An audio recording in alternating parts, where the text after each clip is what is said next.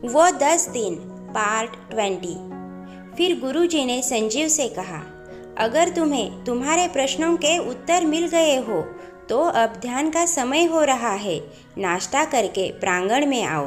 कहकर गुरुजी आगे बढ़ गए और संजीव वही सोच में खड़ा रहा। 2 मिनट बाद होश में आया और नाश्ता करने के लिए चला गया। दोपहर तक संजीव ने सब कुछ नियमानुसार किया। दोपहर 3 बजे संजीव जब अपने स्थान पर बैठा, उसके स्थान पर एक कागज़ और कलम रखा था। सभी अपने अपने स्थान पर बैठ चुके थे। गुरुजी ने कहा, जैसा कि आप देख रहे हैं, आप सभी के पास एक कागज़ और कलम है। इस कागज़ और कलम पर आप सभी अपने क्रोध का कारण लिखेंगे और यहाँ रखे कटोरे में डाल देंगे। इसमें से एक पर्ची को निकाला जाएगा। उस पर्ची में लिखे विषय पर चर्चा की जाएगी। कोई भी कागज़ पर अपना नाम नहीं लिखेगा। पहले संजीव को समझ में नहीं आया कि वो क्या लिखे।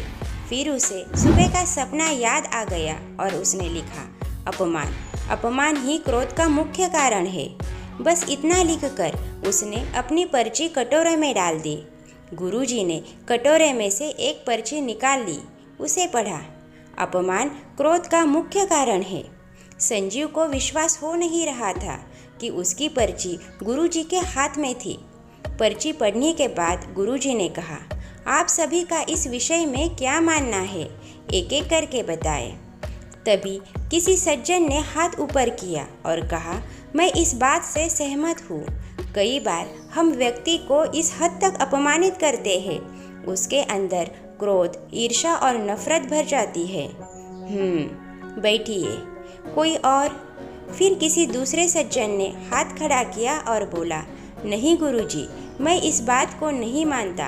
अपमान क्रोध का कारण नहीं हो सकता है। हाँ, अगर हमारे अंदर क्रोध है तो हमारा अपमान होने पर वह जागरूक जरूर हो जाता है। लगभग सभी व्यक्तियों ने अपना अपना हाथ उठाया था। कोई सहमति और कोई असहमति दिखा रहा था। संजीव हैरान था कि ज़्यादातर लोग उसकी बात से सहमत थे।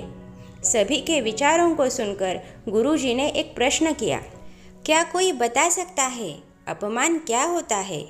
इस प्रश्न को सुनकर 2 मिनट के लिए सभी मौन हो गए।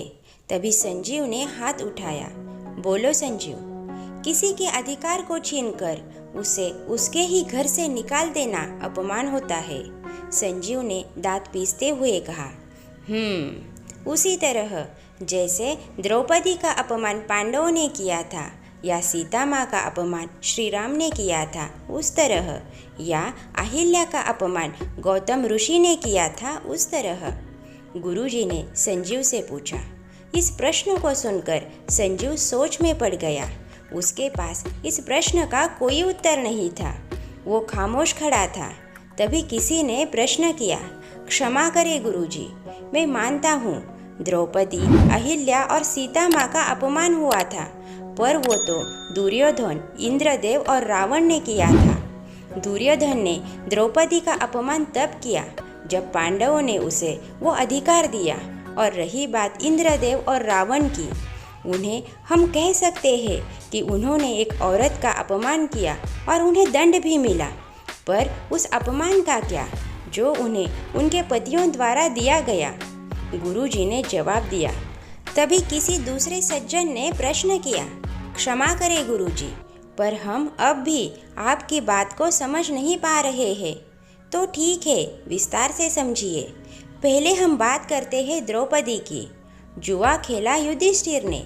अपनी पत्नी को वस्तु समझकर जुए में दांव पर लगाया युधिष्ठिर ने। अपनी पत्नी को वस्तु समझना उसका अपमान नहीं तो क्या है? अब बात करते हैं अहिल्या की। गौतम ऋषि जानते थे कि अहिल्या निर्दोष है। इंद्रदेव ही रूप बदलकर आए थे उनके पास, फिर भी क्रोध में अहिल्या को श्राप दिया। क्या किसी निर्दोष प्राणी को सजा देना उसका अपमान नहीं था? रही बात सीता माता की, जिन श्री राम ने अहिल्या देवी को श्राप से मुक्त कराया, उन्हीं श्री राम ने एक धोबी के कह देने पर सीता माता को जंगल में छोड़ दिया, जबकि वह गर्भवती थी। क्या एक गर्भवती स्त्री को घर से निकाल देना यह अपमान नहीं था। गुरुजी की इस बात पर हॉल में सन्नाटा पसर चुका था। गुरुजी ने अपनी बात को आगे जारी रखते हुए कहा, कमाल की बात तो यह है, इतना अपमान होने के बाद भी माता सीता, अहिल्या देवी अपने अपने पतियों से जरा भी क्रोधित नहीं हुई। द्रौपदी को क्रोध आया, पर वो पांडवों पर कम और दुर्योधन और दुशासन पर ज़्यादा। तो हम ये कैसे कह सकते हैं कि अपमान ही क्रोध का मूल कारण है? उन लोगों के सर झुक गए जिन्होंने संजीव की बात पर सहमति जताई थी, और वो लोग खुश थे जिनकी बात का समर्थन गुरुजी ने किया था। संजीव अपनी बात को गलत साबित होता देख बौखला गया और अपनी बात को सही साबित करने के लिए गुरुजी से कहने लगा, तो आप ये कहना चाहते हैं कि कोई हमारे मुंह पर थूक दे, पर हमें उस पर गुस्सा नहीं करना चाहिए?